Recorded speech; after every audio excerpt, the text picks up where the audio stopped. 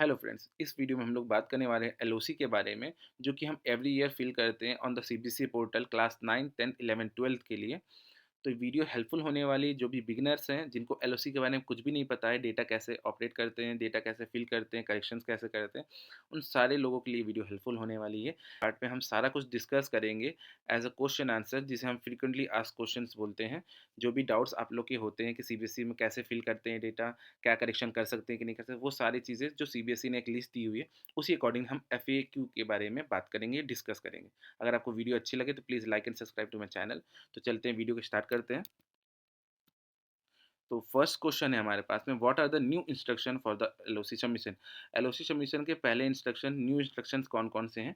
तो सीबीएसई ने साफ साफ कहा हुआ है कि जो भी आप डेटा फिल करें, जो भी स्कूल्स की तरफ से डेटा फिल हो, वो सारी चीज़ें करेक्ट फॉर्म पे फिल हो। स्टूडेंट के डेटा और सब्जेक्ट को आप ध्यान से फिल करें, क्योंकि बाद में कोई भी एक्सक्यूजेस स्कूल की तरफ से एक्सेप्ट नहीं किए जाएंगे बाय सीबीएसई। तो इसलिए बहुत ध्यान से बने, क्योंकि बाद में आपको no data will be correction done on the CBSE portal.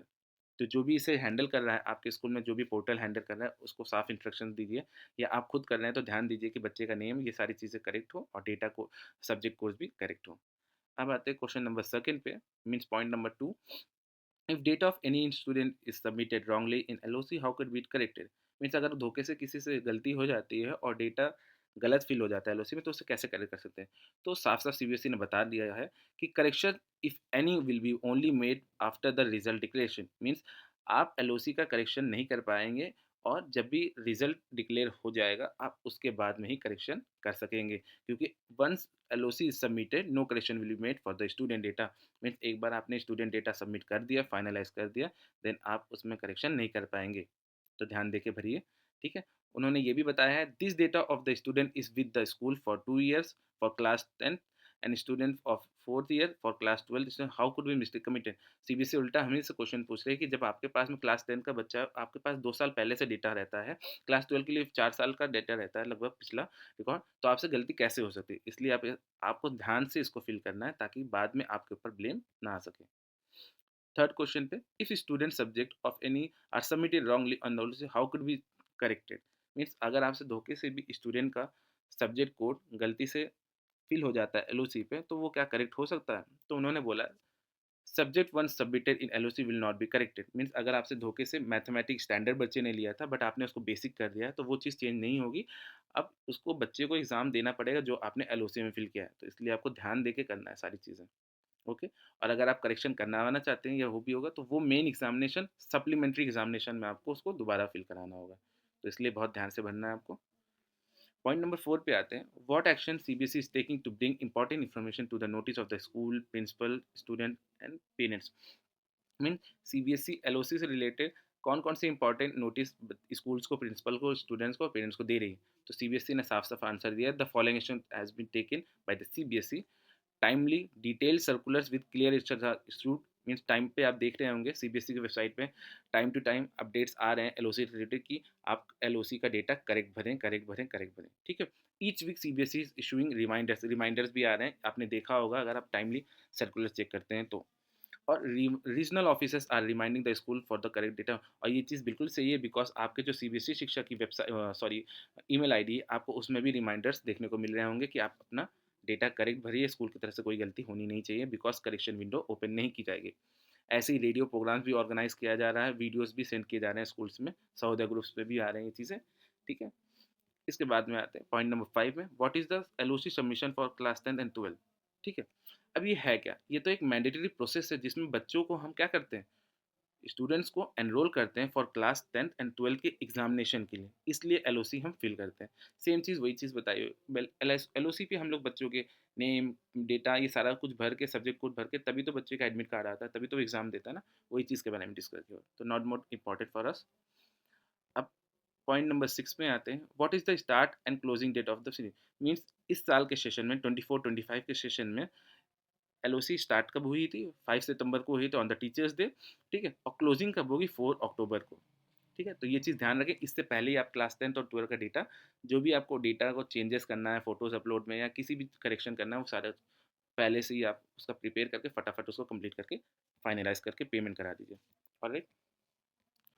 Point number 7 में, where is the link available for the online submission of the link.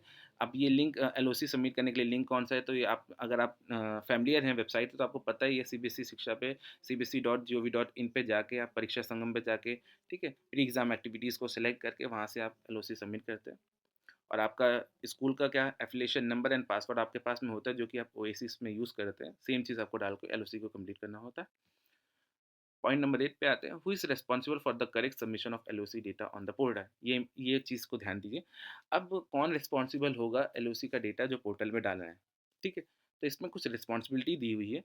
तो सबसे मेन रिस्पॉन्सिबिलिटी होती है प्रिंसिपल की ऑफ द स्कूल। उसके बाद में आते हैं class teachers collecting the data of the students. उसके बाद अदर ऑफिशियल जो इन्वॉल्व होते हैं एलओसी में, like clerks, data entry operators, IT staff, ये सारे लोग बाद में आते हैं। तो पहले प्रिंसिपल, फिर क्लास टीचर, उसके बाद में बिकॉज डेटा आपको ऊपर से ही तो नीचे की तरफ से मिलेगा ना। मीन्स प्रिंसिपल अप्रूव करते हैं, फिर क्लास टीचर उसे वेरीफाई करते हैं, उसके बाद में आप डेटा एंट्री ऑपरेटर या क्लर्क के पास जाता है और वो सिर्फ फीडिंग करता है। ऑलराइट, अब आते हैं पॉइंट नंबर 9 में, what are the step involve in the submission of LOC. कौन कौन से स्टेप इन्वॉल्व है एलओसी में? School have to first register themselves and enter the update the information on the OASIS portal. Simply सबसे पहले हमें क्या करना होता है, अपने स्कूल को एलओसी पोर्टल पर रजिस्टर करना होता है। साथ ही साथ हम ओएसिस पोर्टल में जो भी टीचर्स हैं उनको अपडेट करके रखना चाहिए, बिकॉज उनके data name like evaluation duties पे अगर बुलाया जाए तो उनका कोई भी डेटा मिसमैच ना हो। इसलिए हमें ये सारी चीज़ें अपडेट करके रखनी है, जो कि ओएसिस पोर्टल पे हमें टीचर डेटा अपडेट करके रखना है, स्कूल को रजिस्टर करके रखना है, ठीक है। इसके बाद में point number B, submit the data on HPE portal, जिसे health and physical education portal भी बोलते हैं। इसमें आपके स्कूल को रजिस्ट्रेशन करना होता है, ताकि सबमिट करने के बाद में आपको एक यूनिक आईडी मिलती है या यूनिक कोड मिलता है, जिसे आपको संभाल के रखना है। और वो आपको जब एलओसी का फाइनलाइजेशन करते हैं तब आपको उसको एंटर करना होता है। तो ये चीज़ बिल्कुल ध्यान रखें, ये प्रोसेस ज़रूरी है। इसके बाद ही आप ए एंड बी कंप्लीट होने के बाद ही पॉइंट नंबर सी, तभी आप एलओसी को सबमिट करिए और फिल करिए, ठीक है। आई होप आपके डाउट क्लियर हो चुके होंगे। अगर आपको ऐसा कोई भी डाउट भी होता है तो आप डायरेक्टली मुझे मेल कर सकते हैं, जो कि मैं डिस्क्रिप्शन बॉक्स में दे दूँगा। ठीक है? वीडियो अच्छी लग रही हो तो please like and subscribe to my channel. अब आते हैं पॉइंट नंबर 10 में, are there any specific instruction for the student and parents regarding LOC? क्या कोई स्पेशली इंस्ट्रक्शंस स्टूडेंट और पेरेंट्स के लिए है? तो हाँ है। क्यों? Because school should hold briefing meeting and issue circular to inform student and parents about the importance of submitting accurate data, selecting correct subject and enhancing accordance। Simple सा reason है, इसका मतलब है कि आपको एक मीटिंग कंडक्ट करानी चाहिए, बच्चों को फ़ैमिलियर करना चाहिए, ताकि आप उनके पेरेंट्स से मिल सकें, उन्हें बता सकें कि ये डेटा कितना इंपॉर्टेंट होता है। और बच्चों का करेक्ट इन्फॉर्मेशन मिलेगी तो उनकी मार्कशीट जो 10th-12th की आती है, उसमें करेक्ट इन्फॉर्मेशन आएगी। इसलिए डेटा बहुत इंपॉर्टेंट होता है। बच्चे कौन कौन से सब्जेक्ट ले रहे हैं, ये चीज़ें पेरेंट्स को पता होनी चाहिए। और आप जब भी एलओसी भर रहे हो या चेकलिस्ट भर रहे हो तो आप पेरेंट्स से सिग्नेचर जरूर करें, ताकि आपको बाद में कोई रिस्पॉन्स ये ना रिस्पॉन्स रहा कि आपने गलत एंट्री की थी। और point number 11, what is the importance of conveying a meeting before LOC. अब देखिए, school must convey a meeting with all stakeholder involve in the LOC submission, including parents, students, class teacher, official. Means इस बारे में बात करते हैं हम लोग, हमने पहले ही थोड़ा सा डिस्कस किया ऊपर। स्कूल्स को एक एलओसी सबमिट करने से पहले या एलओसी का स्टार्टिंग से पहले एक मीटिंग कंडक्ट करनी चाहिए अपने स्टाफ होल्डर्स के साथ में, जो कि इन्वॉल्व होते हैं सारा डेटा सबमिशन में। लाइक अभी आपने पहले देखा पहले पॉइंट पे कि पहले इन्वॉल्व होता है, रिस्पॉन्सिबिलिटी प्रिंसिपल की होती है, फिर क्लास टीचर के पास में डेटा आता है, फिर उसके बाद में बाकी स्टाफ्स के पास में आता है, डेटा एंट्री ऑपरेटर तक जाता है, तब जाके वो डेटा को अपलोड करते हैं। ये सारे इंस्ट्रक्शन ज़रूरी इसलिए हैं पेरेंट्स और स्टूडेंट्स के बीच में, ताकि कोई भी डेटा मिसमैच ना हो। मैंने जैसे एग्जांपल दिया था, किसी को मैथमेटिक स्टैंडर्ड चाहिए था बट आपने भर दिया मैथमेटिक बेसिक। तो ये चीज़ें ट्रांसपेरेंट होनी चाहिए। मीन्स पेरेंट्स को भी पता होना चाहिए, स्टूडेंट को भी पता होना चाहिए कौन सा सब्जेक्ट है, तब जाके वेरीफाई होने के बाद में ही ये अपलोड होना चाहिए। इसलिए मीटिंग ज़रूरी है, ठीक है, ताकि कोई भी कन्फ्यूजन बाद में ना क्लियर हो। What are the consequence of incorrect data. अब ऐसे कॉन्सिक्वेंस कौन से हो सकते हैं कि डेटा इनकरेक्ट कैसे हो सकता है? तो देखिए, इनकरेक्ट और इनकम्प्लीट डेटा सबमिशन में lead to further complication such as student not being allowed to sit in the examination. पहली चीज़ की, अगर आपका डेटा इनकरेक्ट है या इनकम्प्लीट है तो बच्चा जब भी एग्जामिनेशन देगा तो उसको एग्जामिनेशन देना ही नहीं चाहिए, बिकॉज उसका डेटा तो करेक्ट नहीं था, गलत है, उसमें माइनर मिस्टेक्स हैं, ये सारी चीज़ें, ठीक है। तो no changes will be permitted of the financial. इसलिए सीबीएसई बार बार बोल रहा है कि बाद में आपको कोई भी चेंज करने के लिए एलओसी परमिट नहीं करेगी, इसलिए बहुत सोच समझ के करें। No subject will be change after the submission of LOC. Means एक बार आपने एलओसी सबमिट कर दी किसी बच्चे को तो उसके सब्जेक्ट कोड्स भी नहीं चेंज होंगे। And student will decide to appear और नॉट। अब स्टूडेंट के ऊपर आता है कि अगर मान लीजिए उसको एग्जाम फिर देना है कि नहीं देना, अगर गलत हो जाता है तो, क्योंकि any changes if so student will be only appear on the supplementary, means अगर कोई चेंजेस चाहिए भी उसके तो बाद में आपको एग्जाम देने के बाद सप्लीमेंट्री एग्जामिनेशन में आप दोबारा से करेक्शन करवा के दे सकते हैं। तो ये सारे प्रोसेस होने से अच्छा है कि आप डेटा भले एक दिन बाद में लेट में सबमिट करो, बट पूरी चीज़ें क्लियर एंड कट करके ही फाइनल सबमिट करिए। Okay. Point number 13, which students can sponsor for examination through the list of the country। अब ये चीज़ें तो स्पॉन्सरशिप के लिए होता है, मीन्स स्कूल इसका ऑन रिस्पॉन्सिबल होता है, और वो अपने मतलब जो फीस लगती है ये सारी चीज़, तो ये आई थिंक सबके लिए इंपॉर्टेंट नहीं है, बहुत रेयर केसेस में होते हैं, हर स्कूल स्पॉन्सर नहीं करता है। तो पॉइंट नंबर 13 हम स्किप कर सकते हैं। Point number 14, what should be sanction before, ठीक है, इसमें एक चीज़ बात कही गई है कि पहले जो सीबीएसई का अलाउ रेशियो है, मीन्स स्टूडेंट का सेक्शन रेशियो वो 40 है, बट कोरोना के बाद से उन्होंने 3 साल के लिए एक्सपैंड कर दिया था, जो कि आप 45 स्टूडेंट पर सेक्शन रख सकते हैं। कब तक? 24, 25 और 26 तक। उसी चीज़ के बारे में इसमें दिया हुआ है, उसी के रिलेटेड इसमें लिंक भी दिया हुआ है, आप देख सकते हैं, तो नो इश्यू। आगे बढ़ते हैं। अब आते हैं 15 में, what relaxation is extended to CVD candidate. अब ये जो CWS कैंडिडेट होते हैं, फिजिकल हैंडिकेप कैंडिडेट होते हैं, इनके कुछ रिलैक्सेशन दिए हुए हैं सीबीएसई ने, उसी से रिलेटेड इसमें सीबीएसई ने सर्कुलर्स इशू किए हैं। तो ज़्यादा आपको डिटेल में पढ़ना हो तो आप इस पे देख सकते हैं, बाकी इतना इंपॉर्टेंट नहीं है, ये एलओसी से रिलेटेड इतना खास है भी नहीं है। ठीक है। What is the user ID for the registration process for the process online submission. तो इसका आंसर सिंपल सा है, आपके पास में आपका एफिलेशन नंबर होगा, ओएसिस में जो आप पासवर्ड डालते हैं वो चीज़ें करके पोर्टल पे आप लॉगिन कर सकते हैं simply. Okay. Point number 17, what are the guidelines for naming teacher in the OASIS portal. तो देखिए, उन्होंने बता ये चीज़ हमने पहले ही डिस्कस की थी, ओएसिस पोर्टल में हमें टीचर्स का डेटा कैसे फिल करना है। तो उन्होंने साफ से बताया, schools must ensure that the full names of the all teachers are filled in the oasis portal without abbreviation, salutation or prefix should not be included with the same। Means आप जिस भी स्कूल के teachers का नाम fill करते हैं उस portal में सैल्यूटेशन या प्रीफिक्स लगाने की ज़रूरत नहीं है। फॉर एग्जांपल, अगर किसी ने डॉक्टरेट या पीएचडी किया हो तो डीआर लगाने की आपको ज़रूरत नहीं है, आपको सिंपली उनका नाम लिखना है जो कि आधार कार्ड पे होता है। Okay. What is the procedure if the password is not received by the newly affiliated school. तो ये प्रॉब्लम मोस्टली होती है जो कि न्यूली एफिलिएटेड स्कूल से, तो उनको पासवर्ड मिले नहीं होता है, तो उनको सिंपली से अपने आरओ को कंसल्ट करना होगा, अपने एरिया के रीजनल ऑफिस में कंसल्ट करना होगा थ्रू मेल और किसी भी कम्युनिकेशन के थ्रू। आप वहाँ से अपना पासवर्ड ले सकते हैं, देन आप एलओसी के लिए अप्लाई करेंगे। पहले आप रजिस्टर करेंगे अपने स्कूल को, देन एचपी पोर्टल पे कंप्लीट करेंगे, इसके बाद आप एलओसी पे फर्दर प्रोसीड करेंगे। Okay.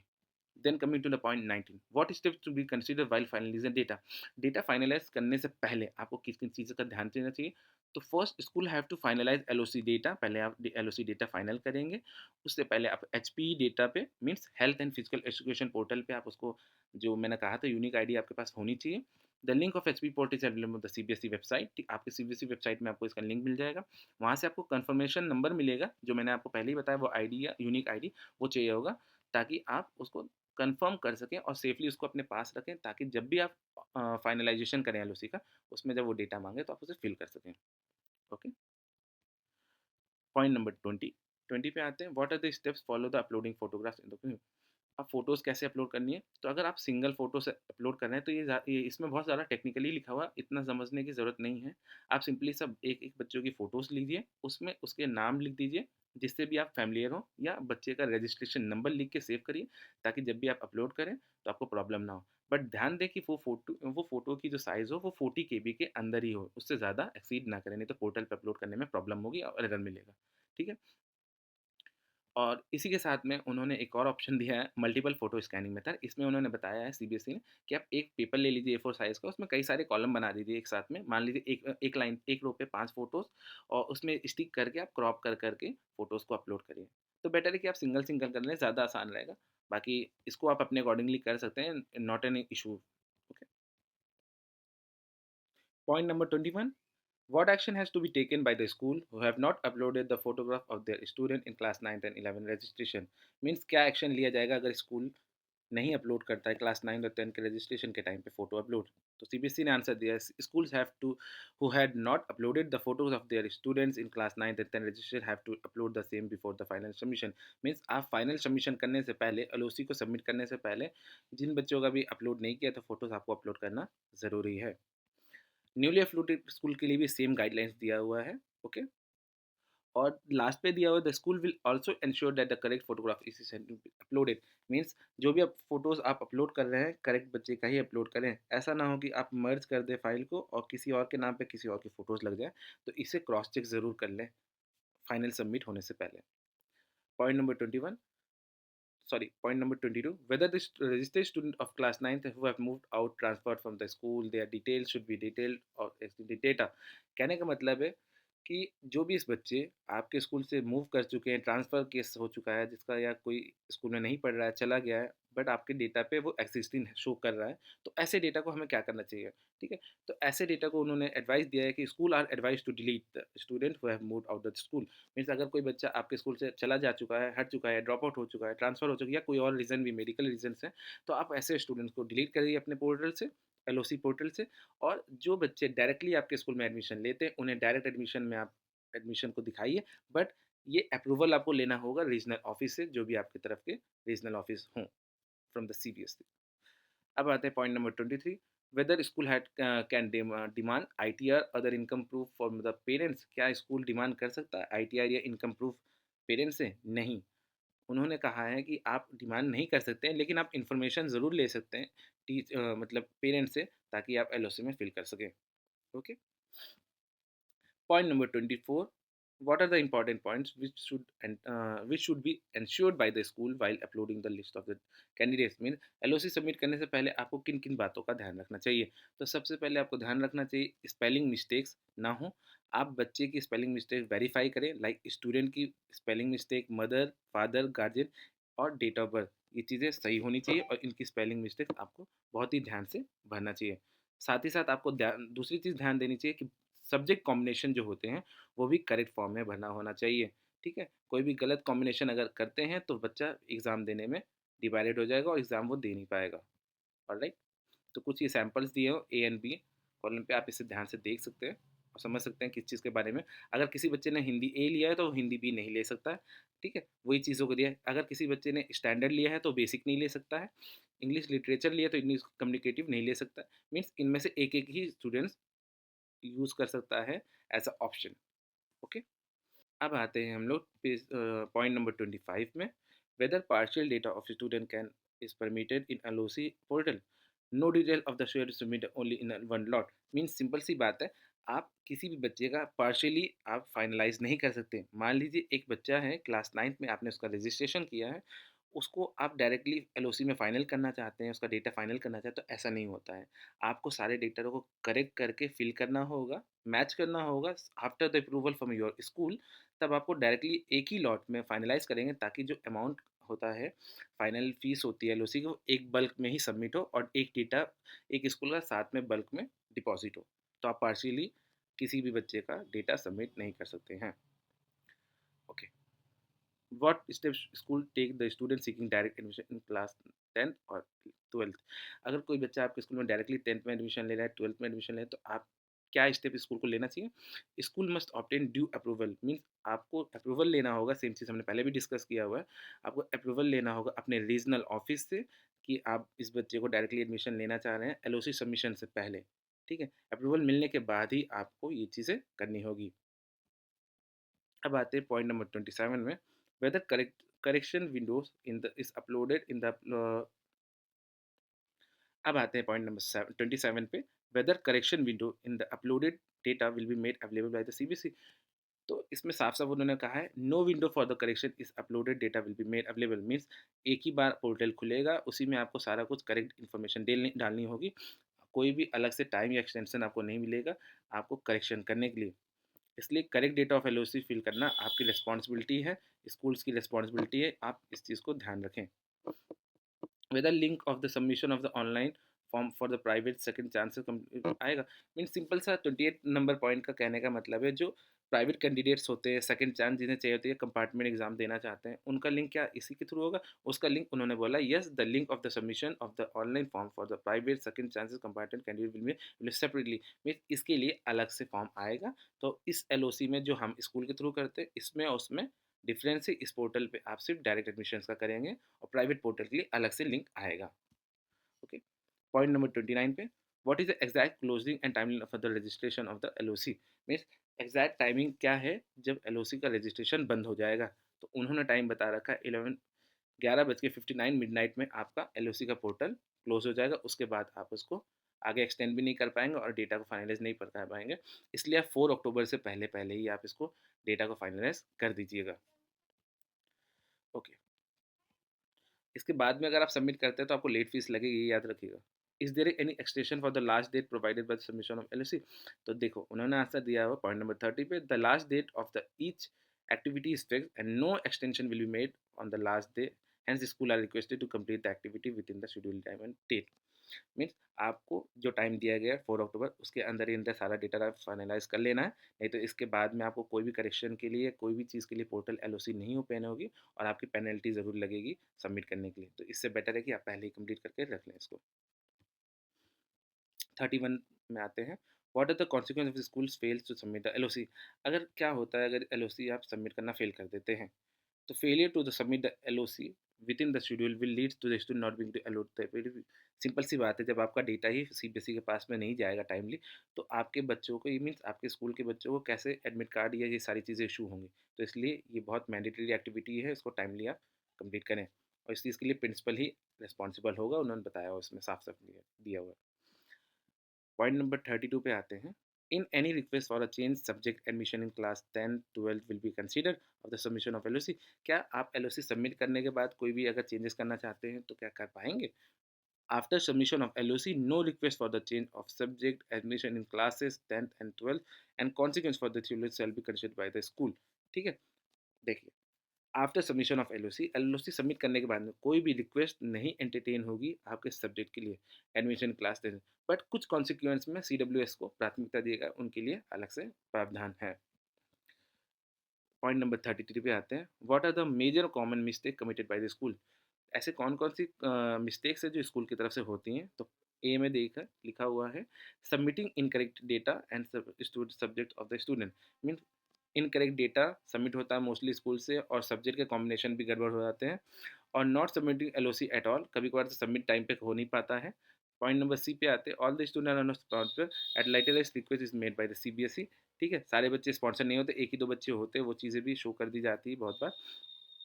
Providing direct admission without approval, और डायरेक्ट एडमिशन आप दे देते हैं विदाउट अप्रूवल, जो कि मैंने पहले ही बताया, अगर आपके पास में ऐसा कुछ केस आता है तो आप डायरेक्टली रीजनल ऑफिस से पहले कंसल्ट करेंगे, उनको इंटीमेशन देंगे, उसके बाद ही डायरेक्ट एडमिशन पे एंट्री लेंगे। Giving various excuses like because of demise of the uncle, इसमें एक चीज़ बताई हुई कि एलओसी अगर टाइम पे सबमिट नहीं होती है, कोई डेटा गड़बड़ होता है, तो स्कूल बहाने करता है कि जो क्लर्क है उनके अंकल ख़त्म हो गए थे, डिमाइसेस हो गया था, तो वो स्कूल पे नहीं आ पाए, जिसकी वजह से आउट स्टेशन जाना पड़ा उन्हें, ये सारी कहानी दी है। तो ऐसे एक्सक्यूजेज नहीं एक्सेप्ट करेगा सीपीएससी। ठीक है, ध्यान दीजिएगा। पॉइंट नंबर ई पे लिखा हुआ है ये चीज़।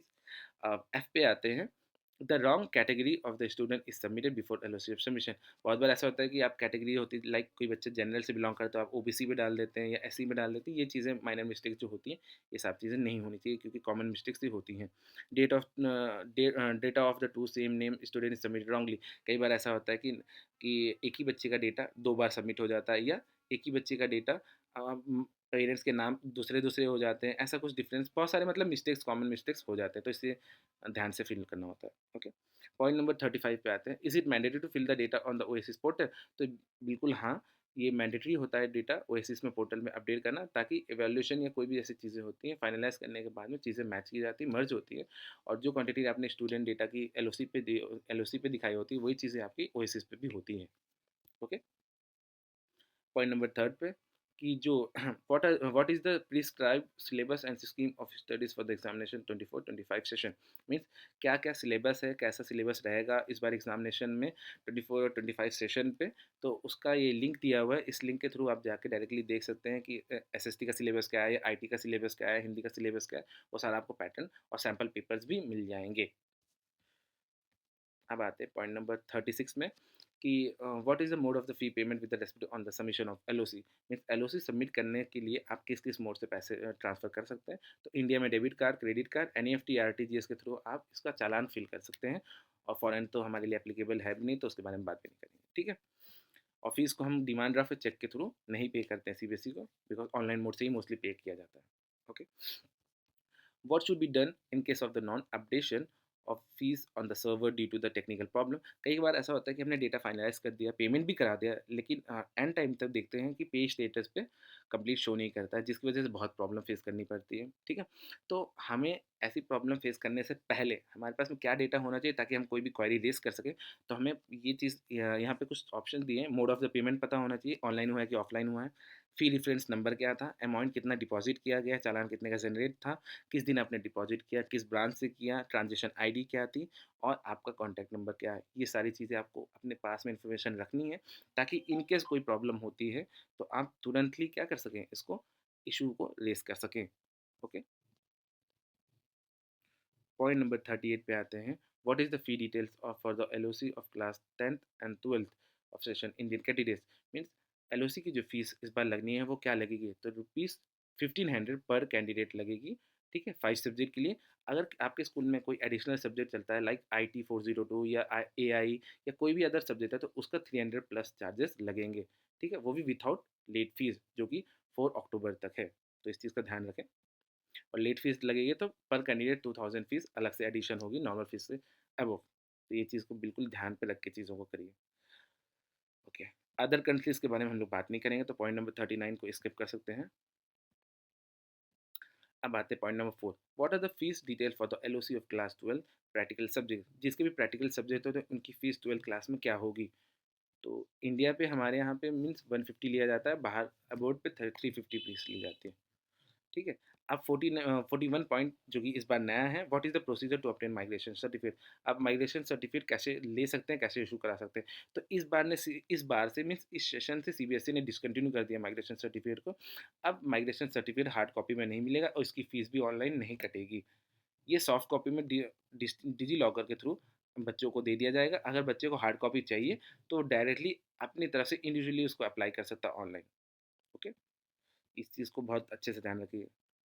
42 पे आते हैं। What are the categories of the student which to be mention by the school in LOC. ठीक है, एलओसी में जब फिल करते हैं तो कैटेगरीज को मेंशन करना है कि बच्चा किस कैटेगरी में आता है। रेगुलर है तो एफएस में आएगा, ठीक है, फेल एसेंशियल रिपीटर है तो ईआर में आएगा, इंप्रूवमेंट है तो आई में आएगा। ये कैटेगरीज हमको डालनी होगी अगर कोई भी कैटेगरी मैच कर रही तो मोस्टली रेगुलर कैंडिडेट है तो एफ ही लगेगा उसमें, ठीक है। 43 पॉइंट पे आते हैं। What are the steps to follow the addition of the candidate while filling of the LOC. तो देखिए, अब जब एलओसी फिल करते हैं तो कौन कौन सी कैटेगरी से होनी चाहिए कैंडिडेट्स की, ये चीज़ बात हुई है इसमें 43 पॉइंट में। देखिए, जब transfer from other CBSE affiliated school, मतलब बच्चा किसी सीबीएसई स्कूल से आपके स्कूल में आया तो उसको आप ट्रांसफर कैटेगरी में एनरोल करेंगे। Transfer from school not affiliated to CBSE. अगर कोई बच्चा सीबीएसई से एफिलेटेड से स्कूल नहीं आया, डायरेक्टली किसी बोर्ड दूसरे बोर्ड से स्कूल में आया, ठीक है, तो उससे आप डायरेक्ट पे एडमिशन लेंगे। इंप्रूवमेंट का है, इंप्रूवमेंट ऑफ परफॉर्मेंस के लिए आया तो आप उसको इंप्रूवमेंट में डालेंगे। Those who have not qualified the class 10 12 previously तो उसे एसेंशियल रिपीट पे डालेंगे। मीन्स अगर क्लास 10 में किसी ने पास नहीं किया तो उसे आप किस में एसेंशियल रिपीट में डालेंगे। ऑलराइट, 44 पॉइंट पे आते हैं। What steps should be monitor while finalizing the data of LOC. तो finalization of means data no mode correction deleted addition in which have to submitted data submitted shall be deemed LOC final. Mean simple सी बात ये है कि जब आप data को finalise करने क्लिक करने से पहले आप ये चीज़ को ध्यान रखिए, अगर आपने फाइनलाइज पे क्लिक किया है तो उसके बाद आप कोई करेक्शन डिलीशन या मतलब कोई डेटा आप डिलीट नहीं कर सकते, कोई एंट्री करेक्शन नहीं कर सकते, कुछ भी चीज़ ऐड नहीं कर सकते। इसलिए आपको जब भी ये फाइनलाइज करना है तो आपको ये इंश्योर कर लेना है कि आपका डेटा एरर फ्री है, मीन्स कोई भी इसमें मिस्टेक नहीं है। Okay, second point, fee shall be applicable as per fee schedule the data finalize taken to fees calculation. Means जो भी फीस एप्लीकेबल होगी आपने जितने सब्जेक्ट ऑफर कर रखे हैं उस हिसाब से वो फी ऑटोमेटिकली कैलकुलेट करके चालान पे आ जाएगी, तो इस चीज़ का तो कोई इशू नहीं है। पॉइंट नंबर 45 पे आते हैं। What is the process to print the final list of LOC for the class 10th and 12th। क्या प्रोसेस है फाइनल लिस्ट को प्रिंट करने का? तो school can take print out for the final candidate submitted. The final list has provision of printing candidate detail. The final list can not be generated without the submission of fee details. इस चीज़ का ध्यान रखिए, आप final list तभी generate करके देख सकते हैं जब आप फी को सबमिट कर लेंगे, जिसमें कि कॉलम्स होगा सिग्नेचर का, मदर फादर इन सब चीज़ का, सिग्नेचर का, ताकि पेरेंट्स उसे वेरीफाई कर सके और साइन करके डिक्लेरेशन दे देगा, ताकि कल को कोई इशू होता है या वो बोलते हैं कि मेरी स्पेलिंग में ये मिस्टेक है वो चीज़, तो आपको ब्लेम ना कर सके, तो ये चीज़ करा लेंगे। ठीक है। और फाइल का नाम होता है, जब भी आप उसमें हेडिंग होती है final list of candidate for class 10 12 ऐसा लिखा होता है। और जब भी आप इसे प्रिंट करें तो आप इसमें मार्जिन सेट करेंगे 0.25 में। ठीक है, ताकि सारे बच्चे की डिटेल्स कॉर्नर से लेके वो आ जाएगी। 46 पे आते हैं। What principal should do ensure while the timely submission of the LOC. तो प्रिंसिपल को क्या चीज़ ध्यान रखनी है जब टाइमली एलओसी सबमिट हो जाए? तो प्रिंसिपल को ध्यान ये रखना है कि जो भी कंसर्न टीचर, ऑफिशियल टीम इस चीज़ को डील कर रही है, वो 5 दिन पहले प्रिंसिपल टीचर से रिकॉर्ड ले और चीज़ों को पता करे कि एलओसी का एलओसी में क्या प्रोग्रेस हो रही है, क्या क्या डिटेल्स हो रही है, नहीं हो रही, ये सारी चीज़ों को फिलअप हो रहा है कि नहीं, डेटा एरर फ्री है कि नहीं, उसके बाद पेमेंट प्रोसेस। तो मतलब प्रिंसिपल को 5 डेज़ पहले से एक्टिव होकर इस चीज़ों पे लग जाना ज़रूरी होता है। तो इस वीडियो के लिए सिर्फ इतना ही था। इसमें आई होप सारे कन्फ्यूजन जो भी डाउट है जो कि सीबीएसई ने एफएक्यू के थ्रू बताया हुआ है, सारे क्लियर हो चुके होंगे। अगर आपको वीडियो अच्छी लगी हो तो please like and subscribe to my channel. अगर कोई भी कन्फ्यूजन आपको अभी भी है तो आप मुझे मेल कर सकते हैं, जो कि मैं डिस्क्रिप्शन बॉक्स में दे दूँगा। Thanks for watching.